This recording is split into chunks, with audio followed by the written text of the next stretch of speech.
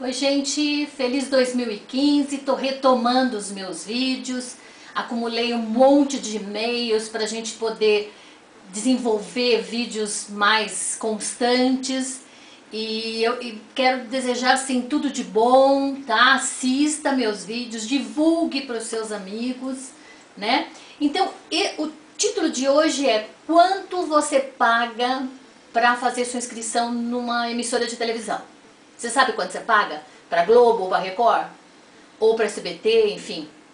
Você não paga nada.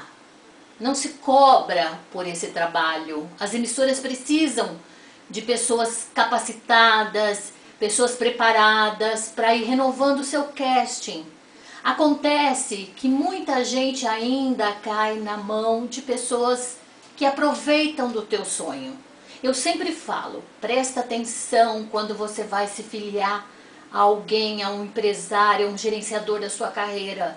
Você precisa estudar, você precisa ver no Reclame, você precisa conhecer, entendeu? Eu recebo muitos e-mails, eu já gravei um vídeo, o título chama Denúncia. Esse vídeo, ele teve o menor número de visualizações. Você vê a falta de interesse das pessoas de saber por que eu dei o título de denúncia.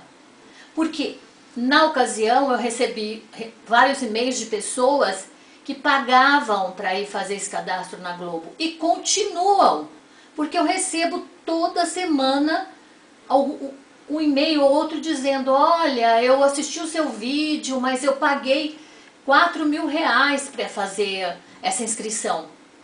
Falei, eu preciso gravar novamente um vídeo para te alertar. O que as pessoas fazem? Essa dona dessa agência que faz isso com você, com certeza ela já não é séria. Aí ela enche um ônibus com 20, 30 meninas, meninos, todos com o sonho de se tornarem do casting de uma emissora de televisão.